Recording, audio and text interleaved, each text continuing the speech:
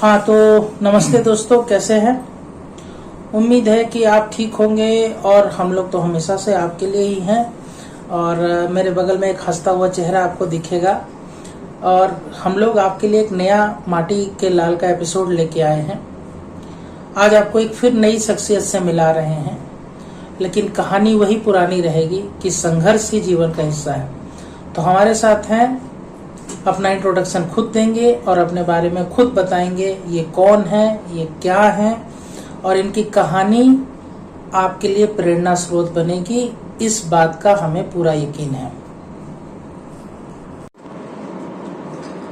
सभी को नमस्कार। मेरा नाम मोहम्मद यूसुफ है और मैं currently as assistant labour commissioner north Telangana posted हूँ। और मैं इस सर्विसेज में नवंबर 2024 में ज्वाइन किया हूँ।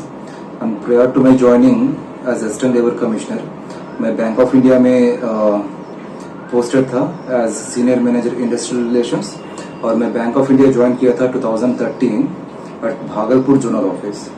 और उसके बाद फिर मेरा ट्रांसफ़र हुआ हुबली धारवाड़ जोन, वहाँ पे 3 साल काम किए। और उसके बाद नागपुर जोनल ऑफिस में 1 साल काम किए। उसके बाद रांची जोनल ऑफिस में काम किए और उसके बाद फिर विजिलेंस यूनिट एनबीजी झारखंड में काम किए और सब्सिक्वेंटली एफजीएमओ रांची में as senior manager IR under Neeraj Chaturvedi sir हम काम किए हैं।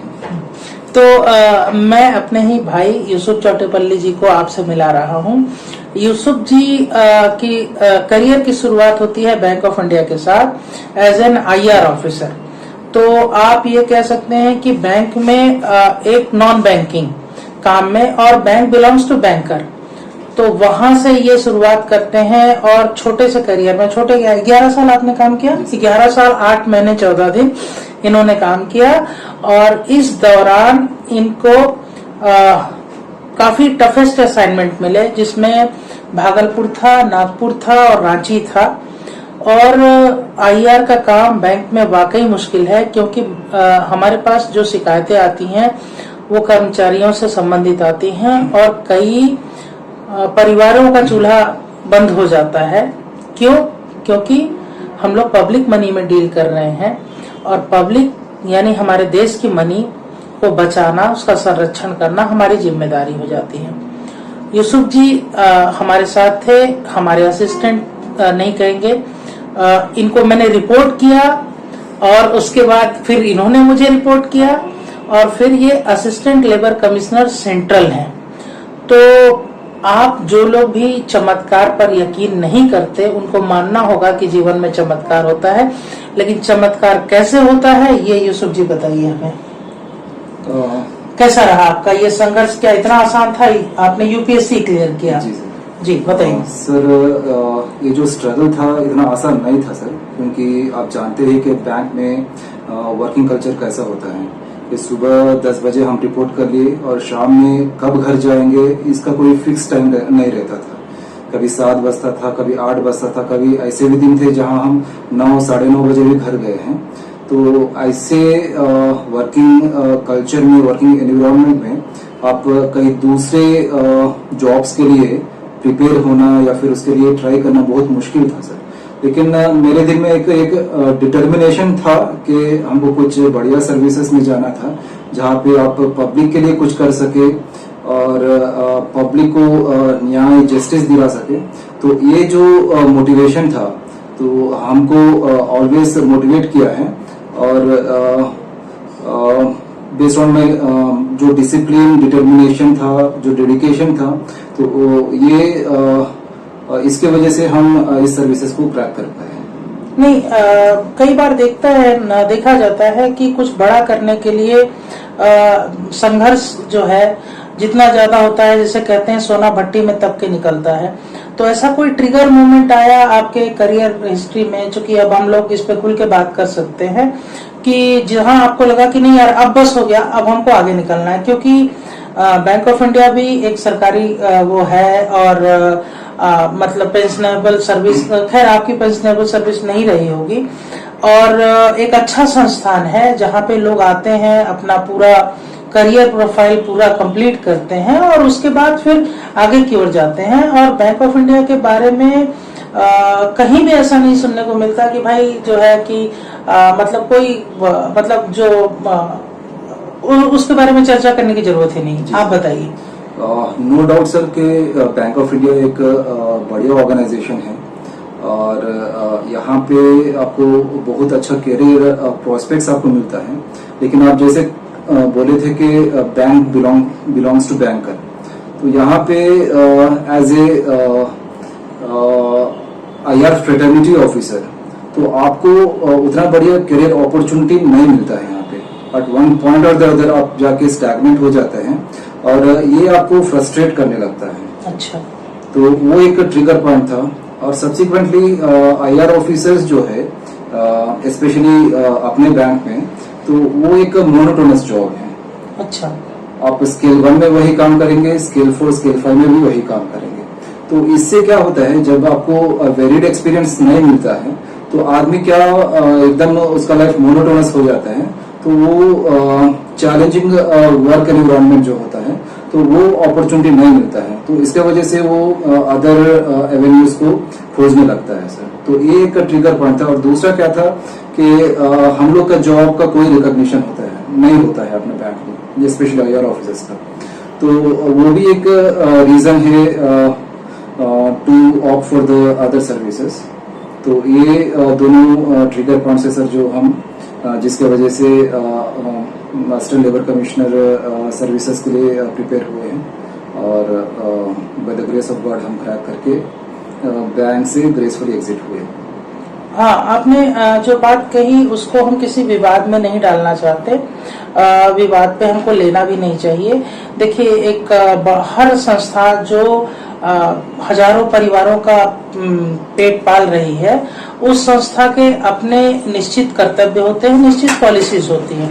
जैसा यूसुफ जी ने बताया कि उनके लिए ट्रिगर ये था कि वो उनके जो एक्सपेक्टेशन थे उस पे कहीं न कहीं मामला नहीं जम पा रहा था, तो उन्होंने एक अलग रास्ता अपना तलाशा और मेहनत करके आगे गए और संस्था का परचम इन्होंने आगे किया है कि बैंक ऑफ इंडिया से निकल के ही असिस्टेंट लेबर कमिश्नर सेंट्रल बने हैं। तो हमें लगता है कि बैंक के लिए एक अच्छी बात है। बैंक ऐसे कर्मचारी प्रोड्यूस कर रहा है जिनमें कैलिबर है, उनको एक ऐसा इन्वायरमेंट मिल रहा है जहां कि उनके लिए उनको ये लग रहा है कि हम अपने आप को पहचान सकते हैं। तो बाकी HR पॉलिसीज एक इंटरनल मैटर है और चीजें बदलती हैं। लेकिन अभी जो हम मेरे माटी के लाल में कवर करते हैं वो ये है, हम किसी विवाद को जन्म नहीं देते और अगर कोई विवाद जन्म हो रहा है तो उसके लिए हम माफी मांगते हैं। मेरी माटी के लाल में हम आपको यूसुफ जी की कहानी लेके आ रहे हैं। एक बच्चा जो आंध्र प्रदेश जी हाँ, और वहां पे भी तिरुपति कडप्पा करके एक जगह है, तिरुपति के पास है, तिरुपति के पास है। वहां से एक बच्चा निकलता है और वो आप देखिए साउथ इंडिया से निकलता है, कोर बेल्ट से निकलता है। आज आप इनकी हिंदी सुन सकते हैं और इनकी पहली पोस्टिंग हिंदी बेल्ट में होती है, भागलपुर में, जहां पे ये बीच की लैंग्वेज भी नहीं यूज कर सकते कि इंग्लिश लैंग्वेज। वहां पे ये सरवाइव करते हैं। सरवाइव करने के बाद अपने आप को फिट करते हैं और आगे बढ़ते हैं और एक पॉइंट पे ऐसे आते हैं जहां पे कि अपने डिप्रेशन को अपॉर्चुनिटी में कन्वर्ट करते हैं। तो आप ये बताइए कि UPSC जो आपने निकाला उसके बारे में कुछ चीजें बताइए लोगों को। सर, हम जो क्लियर किए हैं उसको सेंट्रल लेबर सर्विसेज बोलते हैं जी। तो UPSC apart from the civil services examination बहुत सारे अदर सर्विसेज एग्जामिनेशन भी लेते हैं जो स्पेशलाइज सर्विसेज होते हैं जी। जैसे लेबर सर्विसेज हो गया है, geological services, statistical services, engineering services.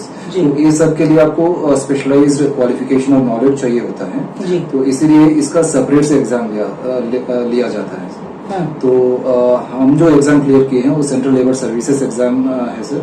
और इसमें आपको रिटन एग्जामिनेशन भी होता है, इंटरव्यू भी होता है और इसका स्टैंडर्ड जो है UPSC लेवल का ही होता है क्योंकि UPSC एग्जाम कंडक्ट करता है। तो one of the toughest examinations माना जाता है। तो इसके लिए आप कंप्लीट डेडिकेशन और डिटर्मिनेशन के साथ आप प्रिपेयर करेंगे तो डेफिनेटली आप क्रैक कर सकते हैं एग्जाम। और इसके लिए मतलब कुछ बेसिक कोई स्पेशल क्वालिफिकेशन हाँ, या कब होता है एग्जाम?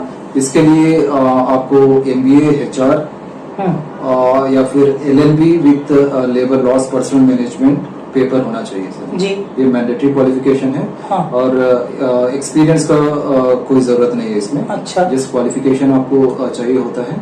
और इस नोटिफिकेशन जो है सर पिछले ट्रेंड्स में अगर देखेंगे 2013 में एक रिक्रूटमेंट हुआ था, 2015 में एक हुआ था और 2018 में एक रिक्रूटमेंट हुआ था और अभी लेटेस्ट 2022 में रिक्रूटमेंट हुआ था सर जिसमें हम सेलेक्ट। मतलब काफी गैप के बाद अपॉर्चुनिटी आ रही है और कंपटीशन नेचुरली स्टिफ है। हाँ। क्योंकि यूपीएससी ले रहा है और इसके लिए एक आपको सेपरेट क्वालिफिकेशन चाहिए, मतलब एक प्रोफेशनल एग्जाम है जो यूपीएससी कंडक्ट करा रहा है।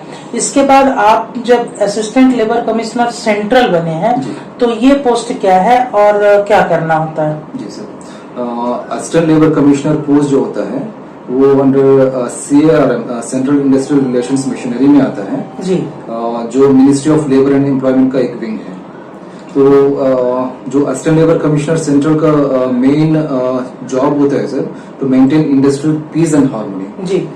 जिस एरिया में वो पोस्टेड होते हैं तो वहाँ पे जितने भी इंडस्ट्रीज उनके जुरिस्डिक्शन में आते हैं तो वहाँ पे इंडस्ट्रियल पीस और हार्मनी को इंश्योर करना, जो भी डिस्प्यूट्स होते हैं उसको रिजॉल्व करना और जो भी ग्रेचुइटी के मैटर्स होते हैं और ग्रीवेंसेस होते हैं तो उसको रिड्रेस करना होता है।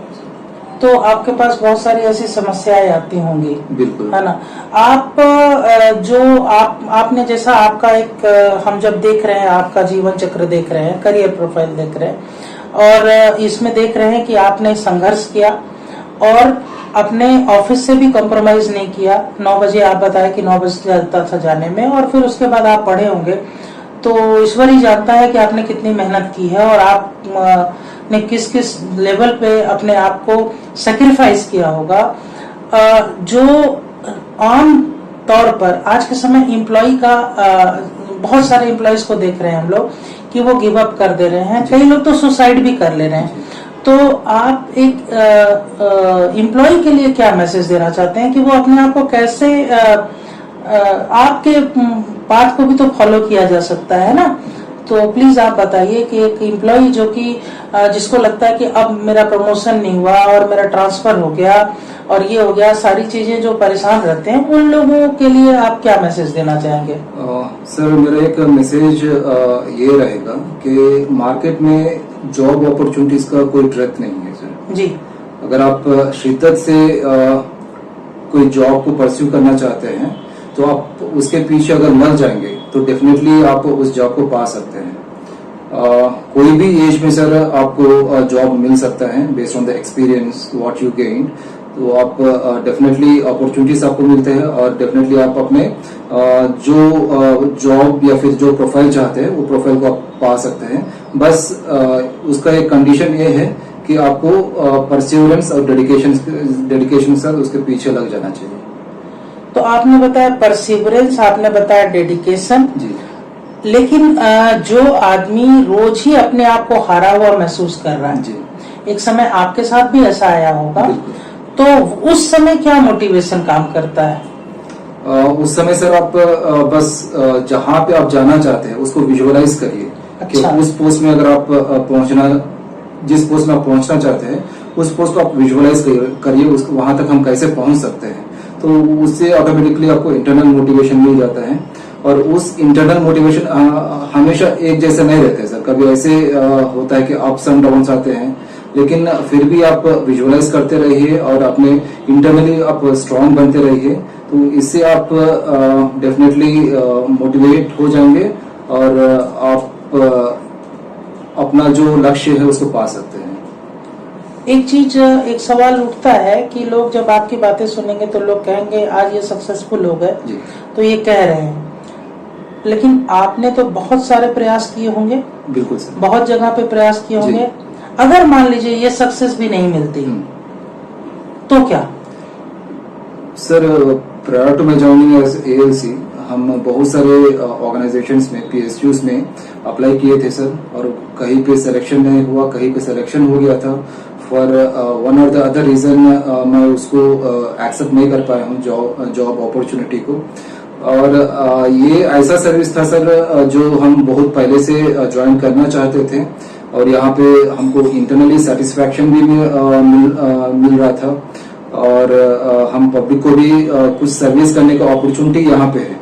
तो इसीलिए हम इस पोस्ट को पाना चाहते थे, और definitely by the hard work as well as by the grace of almighty हमको ये जॉब मिल गया सर। और रही बात सर आप बोर्ड रिगार्डिंग डेडिकेशन और परसिवरेंस, हम बैंक में जैसे हम पहले बताए थे कि दिन भर हमको यहाँ काम करना रहता था सर।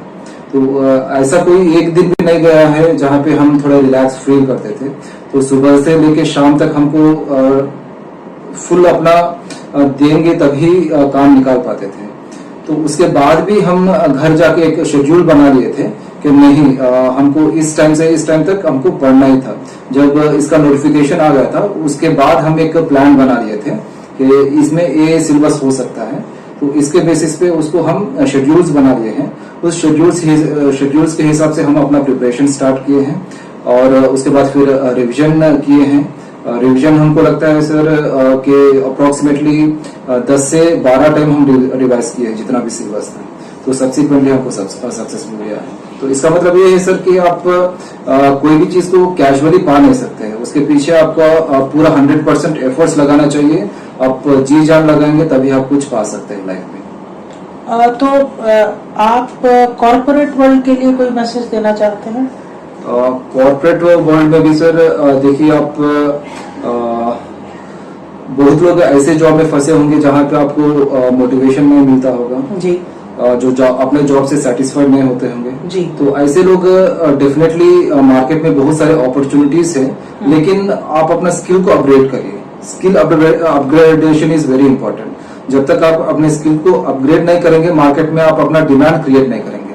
आपको जॉब अपॉर्चुनिटीज तभी मिलेंगे जब आप अप टू डेट रहेंगे और आप अपने स्किल्स को, अपने क्वालिफिकेशंस को अपडेट करते रहेंगे फ्रॉम टाइम टू टाइम, और according to the market demand अपने आप को प्रेजेंट कर सकते हैं। यूसुफ जी ने जो आपको बताया है, जो हमें बताया है, वो ये कहना चाहते हैं कि आप अपने आप को खुद एक प्रोडक्ट के रूप में देखिए, और प्रोडक्ट को अपने आप को उसको अपग्रेड करना होता है, उसकी पैकेजिंग करनी होती है, उसकी एक लाइफ साइकिल होती है, और उस चीज को उसको खुद को मैनेज करना होता है। ह्यूमन को रिसोर्स कहा जाता है। रिसोर्स इसलिए क्योंकि उसको बार बार यूज किया जा सकता है।